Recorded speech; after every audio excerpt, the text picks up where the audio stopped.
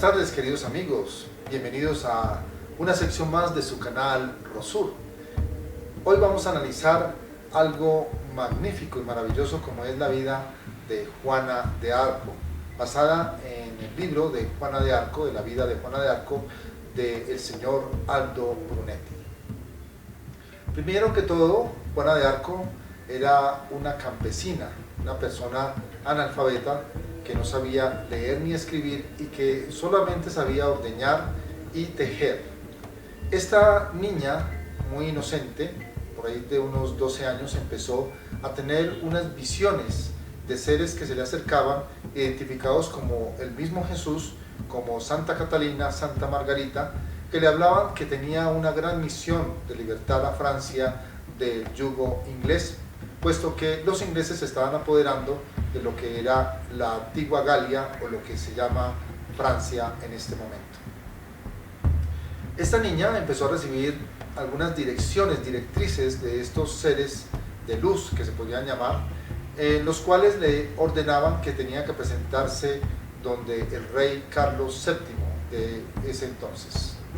Se sirvió de su tío para que la acompañara, y algunas personas de rango medio tuvieron una entrevista con ella, y ella se apoyó en una profecía que decía que el reino de Francia iba a ser liberado por una doncella, ya que en este año en que nació Juana de Arco, que fue en 1412,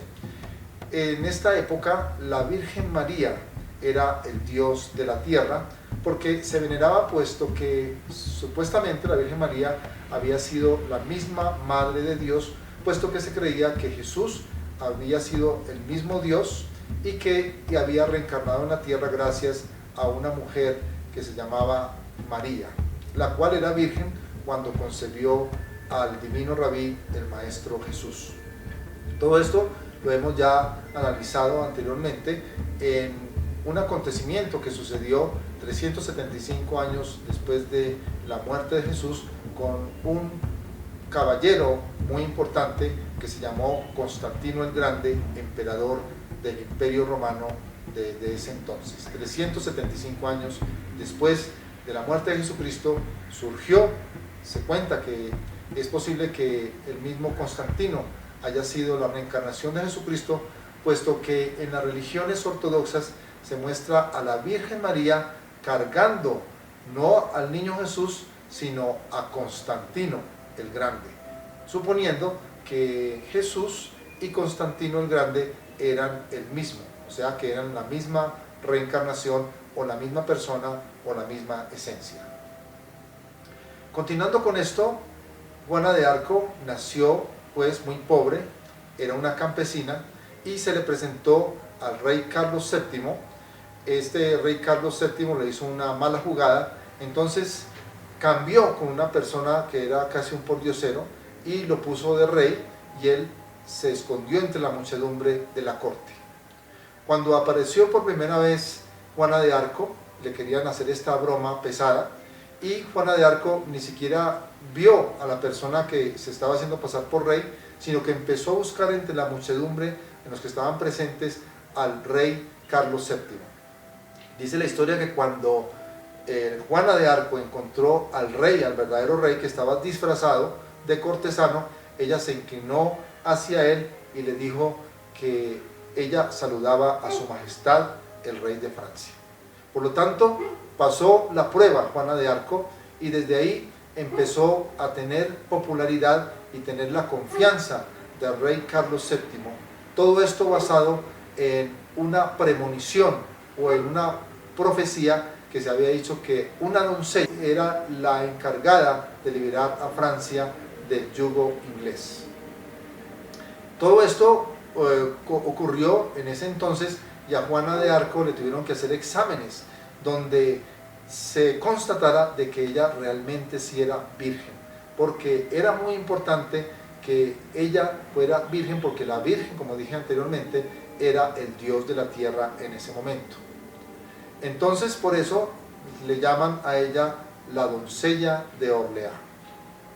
La doncella de Orleans tuvo que también pasar por muchas pruebas, porque ella tuvo que vestirse como soldado, tener vestiduras de hombre, puesto que para ella era más fácil, por ejemplo, montar a caballo, y era más fácil evitar que los soldados la violaran, porque realmente ella iba a estar rodeada de hombres rudos, hombres de guerra, hombres que no iban a despreciar una oportunidad de tener una doncella y de explorarla pues en los campos de guerra, además que ellos estaban en concentraciones de guerra y no habían visto una mujer hacía mucho tiempo, y entonces era una especie de carnada para ellos, por lo tanto ella tenía que tener sus propias medidas y vestirse como hombre.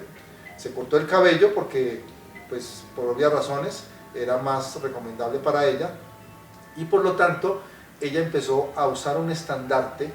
Decía que este estandarte tenía la famosa flor de lis que caracteriza a los franceses, y que cuando se acercaba ella dirigiendo a los ejércitos, pues este estandarte lo veían los ingleses como perseguido por millones y millones de, se podría decir, luces, y esas luces se convertían como en especie de mariposas. Por eso tuvo Juana de Arco la fama de ser una bruja, porque veían cosas rarísimas y sobrenaturales cuando ella estaba en la guerra. Era una niña supremamente frágil, una niña que realmente respiraba feminidad en todos sus ademanes, pero que cuando ella estaba dirigiendo los ejércitos se transformaba su figura y tenía un poder en su voz que ningún hombre podía tenerlo en ese entonces, y tenía una fuerza de mando increíble, y todos los ejércitos de hombres rudos, hombres de carácter, hombres que eran acostumbrados a la fuerza, le obedecían a esta mujer porque los impregnaba de una fuerza misteriosa, mística en sus palabras, en sus gestos, que hacían que ellos se entregaran a la guerra y pelearan con todas sus fuerzas para no entregar a su país, Francia, a la corona inglesa. Por lo tanto, Juana de Arco era muy conocida porque predecía el futuro, y ella muchas veces pues tuvo encontrones con estos seres rudos. Por ejemplo, una vez cuentan que Juana de Arco recibió un piropo un poco pasado de tono de uno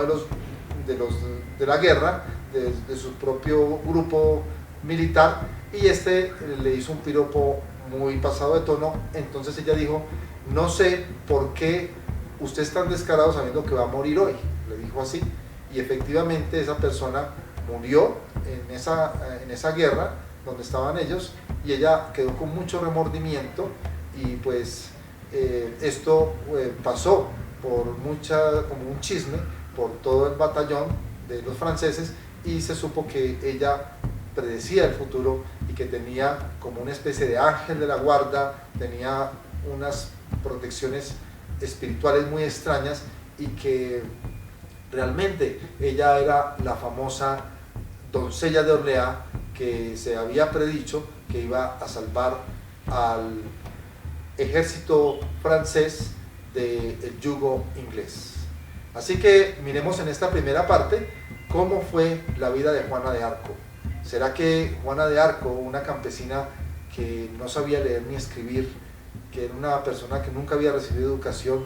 puede salvar a los franceses de esa gran potencia que eran los ingleses en ese momento, en el año 1400? Todo esto lo veremos en una sección más de su canal Rosur. Muchas gracias por estar conmigo, y recuerden de colocarle me gusta y compartirlo. Así que nos vemos en la próxima entrega de esta extraordinaria historia de Juana de Arco.